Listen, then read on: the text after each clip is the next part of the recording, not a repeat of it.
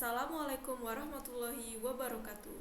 Perkenalkan, nama saya Marita Wulandari, peserta Latsar CPNS 2020 Puslatbang KDOD Angkatan ke-12 dengan NDH 23. Di sini saya akan mereview materi akuntabilitas yang telah disampaikan oleh Ibu Ika Retna Ningrum pada tanggal 17 Juli 2020.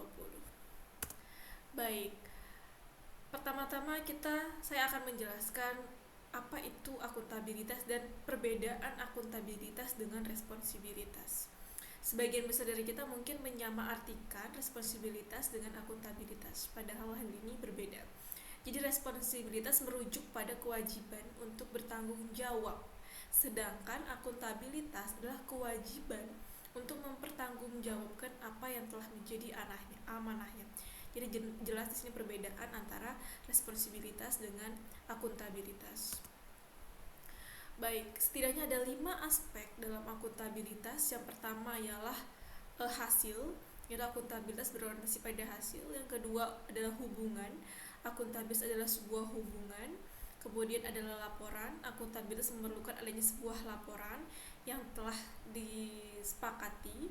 Kemudian yang keempat ada konsekuensi, yaitu akuntabilitas memerlukan konsekuensi, dan yang kelima akuntabilitas memperbaiki kinerja.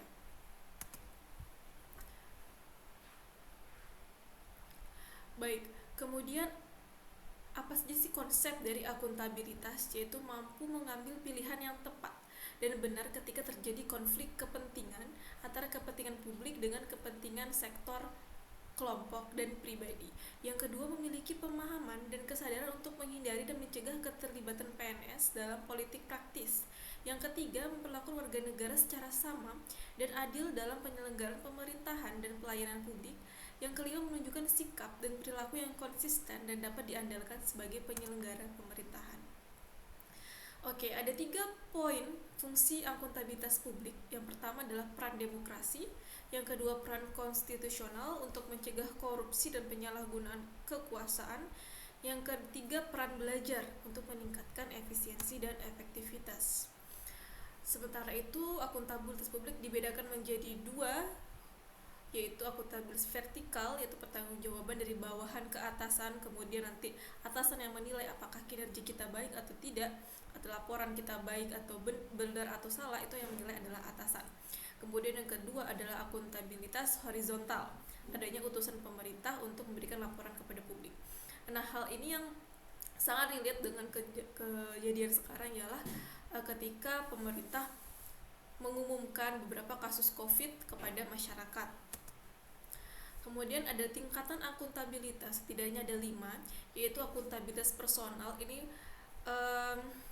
maksudnya adalah nilai-nilai moral yang terkandung yang ada di setiap diri individu, misalnya integritas, kemudian tanggung jawab, dan lain sebagainya. Kemudian akuntabilitas individu ini merujuk pada hubungan antara individu dengan instansinya atau tempat kerjanya. Kemudian akuntabilitas kelompok, bukan lagi kata saya, melainkan ini adalah kami. Kemudian akuntabilitas organisasi, dan terakhir akuntabilitas stakeholder. Nah, mekanisme akuntabilitas di Indonesia setidaknya ada 3 alat akuntabilitas, yaitu pertama perencanaan strategis, yang kedua kontrak kinerja, dan yang ketiga laporan kinerja. Ada 9 nilai-nilai akuntabilitas yang setidaknya harus ada di setiap ASN. Yang pertama adalah kepemimpinan, yang kedua transparansi, yang ketiga integritas, yaitu kesamaan antara ucapan dengan tindakan, yang keempat tanggung jawab, yang kelima keadilan, keenam kepercayaan, kemudian keseimbangan, kejelasan, dan konsistensi. Nah, ini akuntabilitas dalam konteks yaitu transparansi dan akses informasi, penggunaan sumber daya milik negara, penyimpanan dan penggunaan data informasi pemerintah, dan konflik kepentingan. Konflik kepentingan ini ada 2, yaitu konflik kepentingan non-keuangan dan konflik kepentingan keuangan. Kemudian adalah praktek kecurangan atau fraud dalam perilaku korup.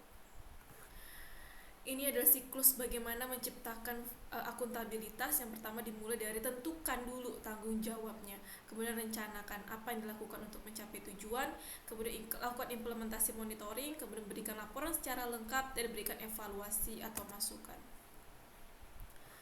Nah, penggunaan sumber daya milik negara agar tidak terjadi konflik kepentingan. Apa apa yang seharusnya, yaitu penggunaan sesuai dengan aturan atau prosedur.